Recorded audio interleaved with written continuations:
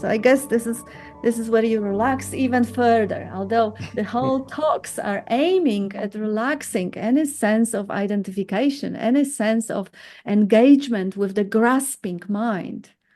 But if there is any, and again, this is not an instruction because there is no one to instruct and no one to be instructed.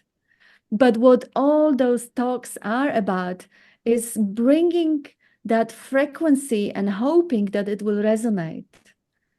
And that resonation naturally happens in the relaxed state. When the mind relaxes and become receptive, then that resonation can actually ring the bell and bring that recognition that what is pointed is already here, that you are already present. You are already conscious. You are not unaware. You are not non-existent. And in that relaxed presence, you may also start appreciating the fact that life is already leaving you, that life is already giving you all the support, is looking after you, is making sure there is another breath in your lungs, is giving itself in you the capacity to see, to experience. There is nothing that you need to do for your heart to beat. Just being, just simple, relaxed sense of presence. And you may trust that life. You may appreciate the fact that it's been looking after you, looking after itself in you up until now. And it will continually provide the thought when the thought is required. You may realize that you can't think the thought. You wouldn't know how to do that. But the thought will appear, just like the emotion will appear, the sensation, the response. When the environment demands the body to respond, the response will appear. There is nothing to worry. There is nothing that needs controlling. All that is ever required is just to be open, present, relaxed, and receptive for that life to do as it does, to do everything as it always does. There is no need for any artificial imagined doer to supervise life. Life is running the planets around the sun. There is no doer of that. Life is growing your hair. There is no doer of that. There is no need to object to life. In that relaxed presence, you may just let it shine.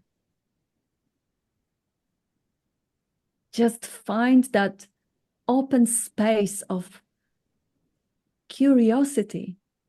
How is the next thing gonna look? How is the next feeling gonna taste? What is the next thought, image, sensation gonna show up? In that space of openness, of curiosity, that space is your essential nature. What does space ever need to do other than just be? And that space is having a cognitive capacity. It can notice. It has the capacity to know. Bob calls it cognizing emptiness. That's not his words, that's been used throughout ages. Cognizing emptiness. And it doesn't mean that there is a you that needs to cognize the emptiness. You are that emptiness. And the capacity to cognize is inherently in that emptiness already. That emptiness without which nothing is. That emptiness, which is a basic screen, that aware presence, presence of awareness, in which everything appears. That presence which does not have any boundaries. In that presence, the body appears.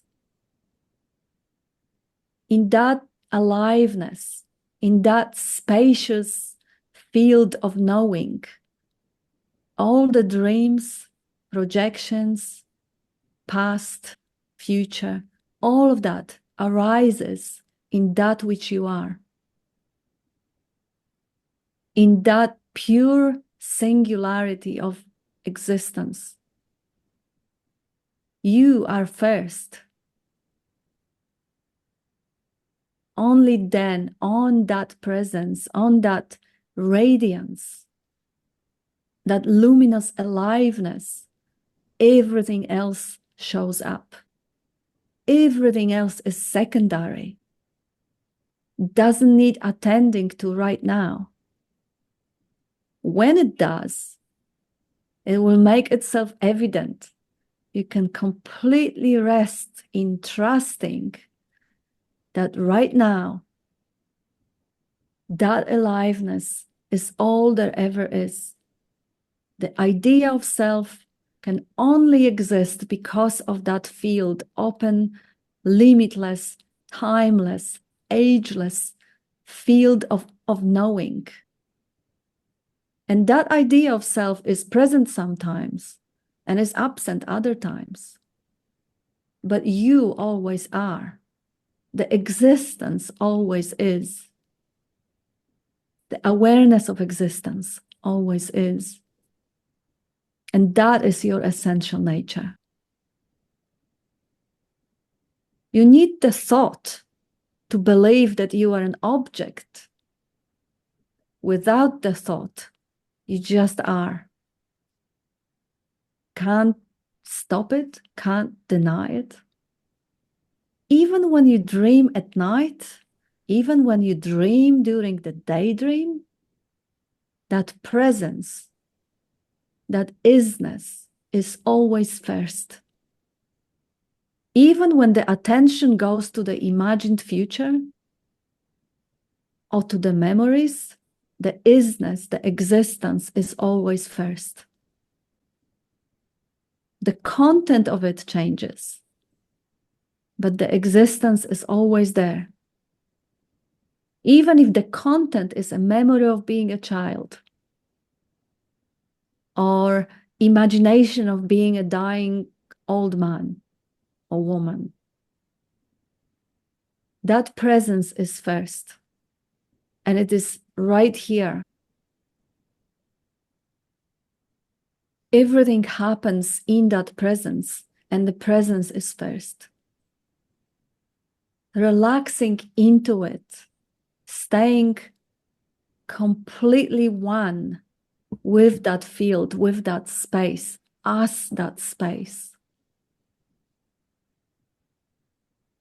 is the easiest and most effortless and most natural state. That's the natural state. State of openness and curiosity, where there is no doing required. And even if the mind is hyperactive, that presence is not touched or obscured. Even if there is chatter and obsessing happening, that presence is still clear and untouched like the sky. Even if there is a weather of thunderstorms or cyclones, we're having a cyclone here, the sky is untouched, and you are that sky. If the weather shows up, it moves through.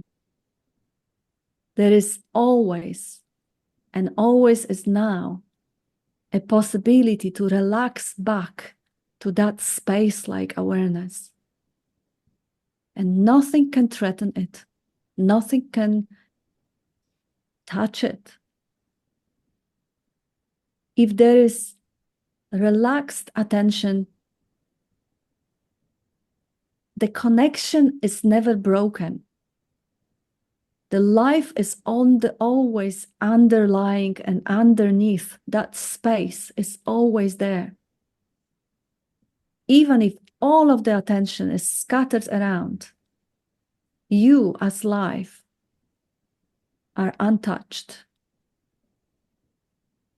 Nothing needs to be done to achieve it. It is already here. Just relax and recognize you are not unconscious. You are not asleep. You are not non-existent. The existence is there. And without the thought of being a body, without the thought of having a face, can you experience any limitations to that sense of presence? Without the idea, can you experience time? Can you experience past and future? In this alive moment of being that open field, a space,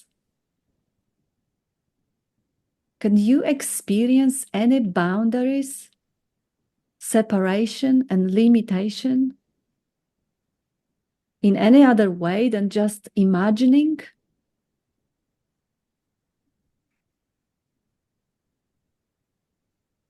And those imaginings are just floating through that space. Can that space ever be touched by mental images, concepts of time, of space, of location?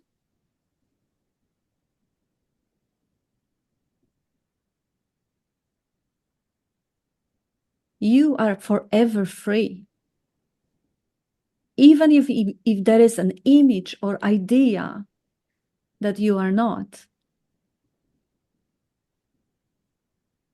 you cannot not be that field, that life. In direct experience, you are that field. Whatever appears in your gaze is the content.